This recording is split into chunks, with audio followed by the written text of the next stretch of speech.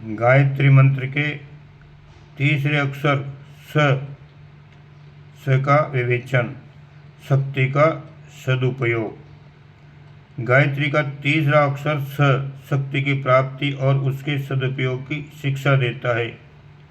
सत्तावंतस्तथा शूरः क्षत्रिया लोकरक्षकाः अन्यायासक्ति संभूतान ध्वंसयेयुः व्यापदः। अर्थात सत्ताधारी शूरवीर तथा संसार के रक्षक क्षत्रिय अन्याय और अशक्ति से उत्पन्न होने वाली आपत्तियों को नष्ट करें। क्षत्रियत्व एक गुण है, वह किसी वंश विशेष में न्यूनाधिक भले ही मिलता हो, पर किसी एक वंश या जाति तक ही सीमित नहीं हो सकता। क्षत्रियत्व के प्रधान लक्षण हैं शूरता अर्थात धैर्य, साहस, निर्भयता, पुरुषार्थ, दृढ़ता, पराक्रम आदि। ये गुण जिसमें जितने कम ज़्यादा हैं वह उतने ही अंश में क्षत्रिय है। शारीरिक प्रतिभा, तेज, सामर्थ्य, शौर्य, पुरुषार्थ और सत्ता का क्षात्र बल जिनके पास है, उनका पवित्र कर्तव्य है कि वे अपनी शक्ति के द्वारा निर्बलों की रक्षा करें, ऊपर उठाएं तथा अन्याय अत्याचार करने वाले दुष्ट प्रकृति के लोगों से संघर्ष करने में अपने प्राणों का भी मोह न करें। शक्ति और सत्ता ईश्वर की कृपा से प्राप्त होने वाली एक पवित्र धरोहर है, जो मनुष्य को इसलिए दी जाती है कि वह उसके द्वारा निर्बलों की रक्षा करे। जो उसके द्वारा दुर्बलों को सहायता पहुंचाने के बजाय उल्टा उनका शोषण, दमन, त्रास, उत्पीड़न करता है, वह क्षत्रिय नहीं असुर है। सामर्थ्य का आसुरी उपयोग करना उस महाशक्ति का प्रत्यक्ष अपमान है और इस अपमान का फल वैसा ही भयंकर होता है जैसा महाकाली से लड़ने वाले महिषासुर आदि का हुआ था। वर्तमान युग में ये शक्ति का दुरुपयोग बहुत बढ़ गया है, जिसके फल से पिछले कुछ वर्षों में अनेक सत्ताधारियों का पतन हो चुका है। शक्ति की आवश्यकता। जीवन एक प्रकार का संग्राम है। इसमें घड़ी घड़ी में विपरीत परिस्थितियों से, कठिनाइयों से लड़ना पड़ता है। मनुष्य को अपरिमित विरोधी तत्वों को पार करते हुए अपनी यात्रा जारी रखनी होती है।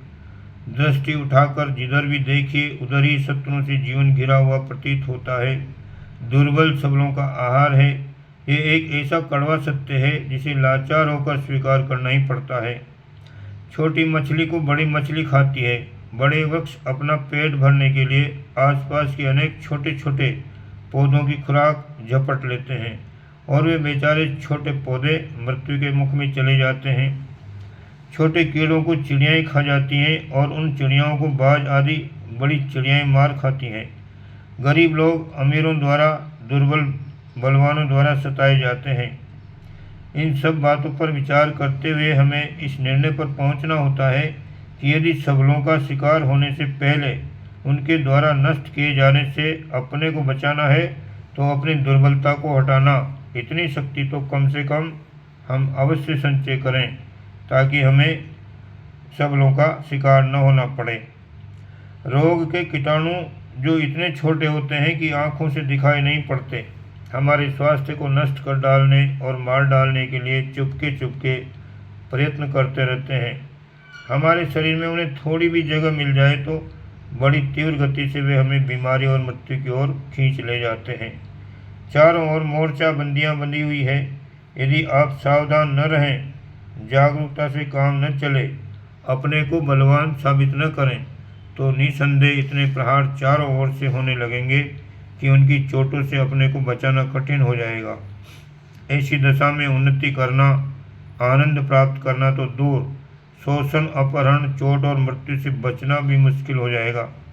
अतएव सांसारिक जीवन में प्रवेश करते हुए इस बात को भली प्रकार समझ लेना चाहिए और समझकर गांठ बांध ही लेना चाहिए कि केवल जागरूक और बलवान व्यक्ति ही इस दुनिया में आनंदमय जीवन के अधिकारी हैं।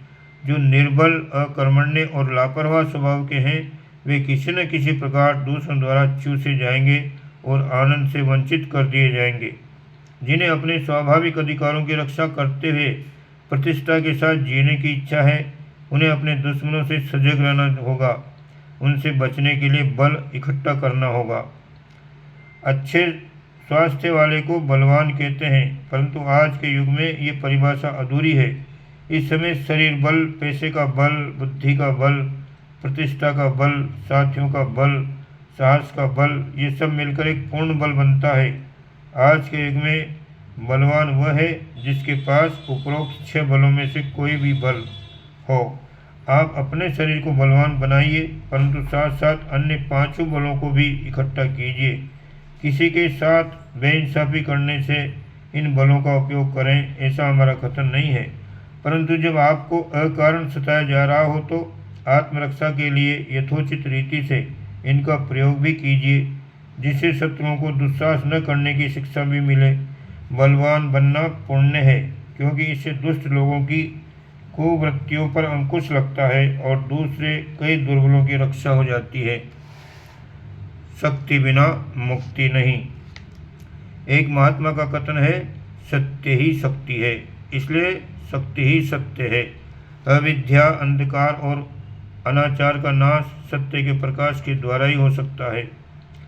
शक्ति की विद्युत धारा में ही वह शक्ति है। वह मृतक व्यक्ति या समाज की नसों में प्राण संचार करे और उसे सशक्त एवं सचेत बनाए। शक्ति एक तत्व है जिसको आह्वान करके जीवन के विभिन्न विभागों में भरा जा सकता है और उसी अंग में तेज एवं सौंदर्य का दर्शन किया जा सकता है। शरीर में शक्ति का आविर्भाव होने पर देह कुंदन जैसी चमकदार, हथौड़े जैसी गढ़ी हुई, चंदन जैसी सुगंधित एवं अष्टधातु सी निरोग बन जाती है। बलवान शरीर का सौंदर्य देखते ही बनता है। आत्मा की मुक्ति भी ज्ञान और शक्ति एवं साधना की शक्तियों से ही होती है। अकर्मण्यता का निर्बल मन वाला व्यक्ति आत्मोद्धार नहीं कर सकता और न ईश्वर को ही प्राप्त कर सकता है। लौकिक और पारलौकिक सब प्रकार के दुख द्वंद्वों से छुटकारा पाने के लिए शक्ति की उपासना करनी पड़ेगी। निसंदेह शक्ति के बिना मुक्ति नहीं मिल सकती।